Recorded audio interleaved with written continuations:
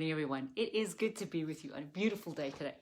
I've been for a walk already this morning. I love to just get out in the cool morning air and see the sky, look at the trees. I don't know about you. What is it about you that you love to do early in the morning that just sets you up right for the day? I know that if I go out for a walk and see nature, connect with God, talk to Him, that really sets me up for the day.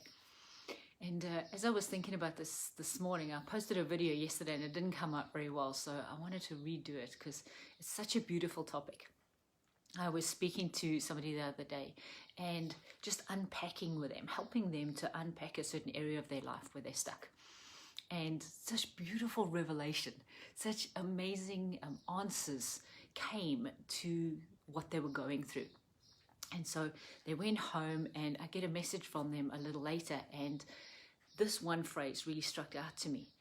That is they said, such a beautiful concept. I love that. But sometimes it's easier to speak encouragement, to hear from God and to speak it to other people than it is to get that revelation for ourselves, right?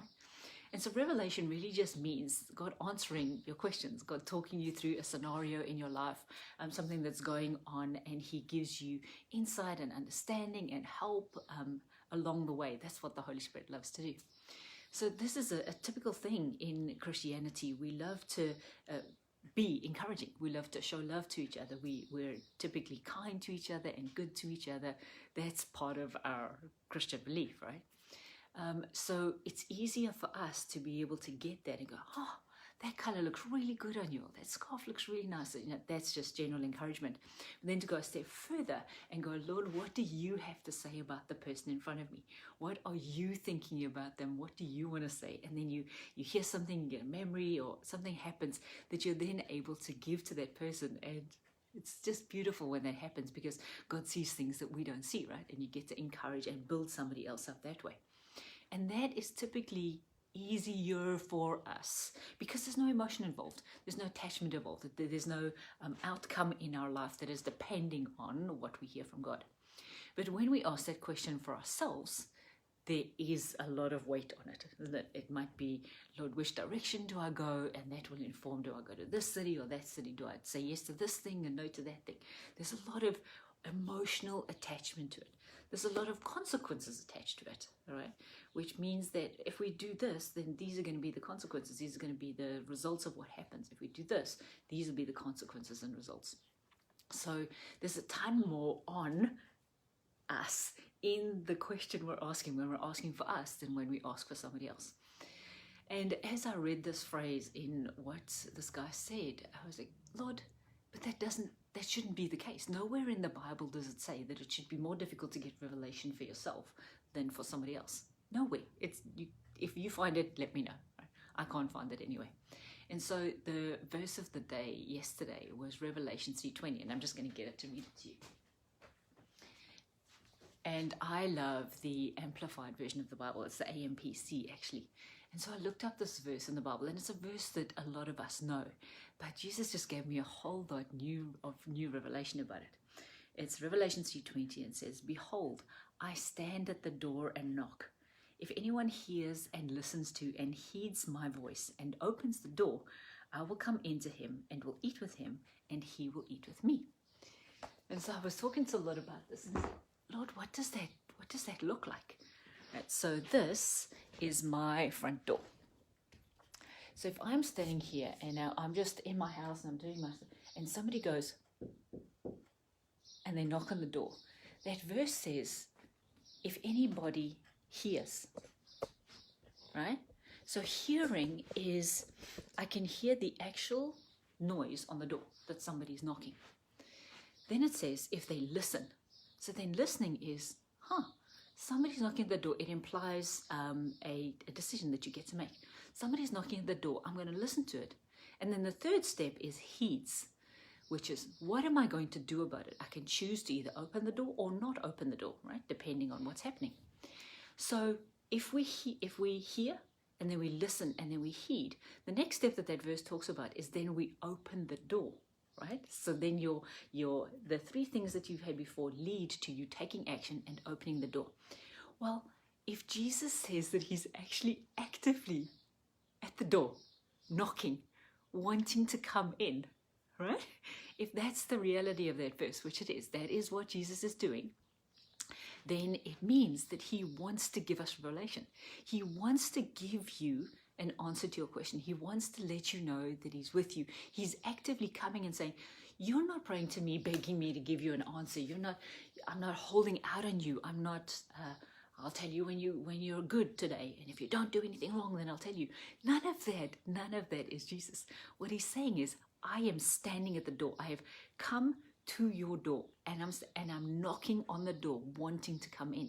And then he says, if you will open the door, I will come in and dine with you, right? So what he showed me about that piece is that he is actively wanting to come in and spend your day with you today. He wants to come on adventures with you today. He wants to know what you're going through, what you're thinking, what's happening in your life, what your fears are, what your dreams are. He wants to experience the good things in today with you, the things that don't feel so great to do. He wants to come and spend the day with you because he says, I will come in and eat with him or dine with him, right? And so what happens when we sit around a table and we eat? Well, we make the food that our guests will like. We sit and we take time and we just eat and we talk to each other. We have conversations and we laugh and we tell each other stories. There's a whole lot of just hospitality and loving on each other and getting to know each other, right? And Jesus says, I'm coming, I'm knocking on your door, and I want to come and spend your day with you like that, as if we're eating a meal together. And then the last piece of that verse says, and you will dine with me. So if Jesus is willing to come to us and eat with us and dine with us and spend the day with us, and then invites us to come and do the same with him, imagine the possibilities. We get to go and sit with him at the right hand of the Father in heavenly places where we're seated, and we get to go, Lord, what are you thinking today? What are you praying today? Lord, what are you doing on the earth today that I get to agree with? What are you putting in place? How can I pray with you? What's your heart about this? What do you think about this political situation or this thing that's happening? Or what do you know, all of these questions, you get to sit and ask him about these things like you would over a meal as well. So we go back to the beginning of the conversation where we think that it's more difficult to hear from Jesus for ourselves than it is for somebody else. And it's absolutely not. That is not what the word says, and it's not what his intention and his heart is. So I want you to know today and be encouraged today that as you go into the day, Jesus is standing at the door of your heart, knocking and going, I'd love to come in and spend today with you. And I'd love you to come and spend today with me too. Isn't that amazing? What a beautiful invitation. So whenever you hear the lie that it's difficult to hear from God, or he's not talking to you, or he's not answering you, you go back to Revelation 3:20, and you read it and you go, no, Lord, that is not the truth. You are actively wanting to spend today with me. You're actively on the case, my good. You want to come and talk to me about things. You want to give me understanding about things. You want to help me to move forward. That is his heart, and he wants you to come do it with him too. It's all about relationship. So as you go into your day today, know that Jesus is inviting you on an adventure today. Will you accept? Come across and visit us at awjtoday.com.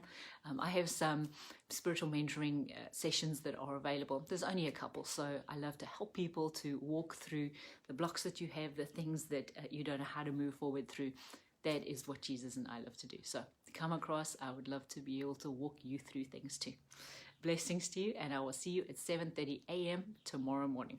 Have an amazing day.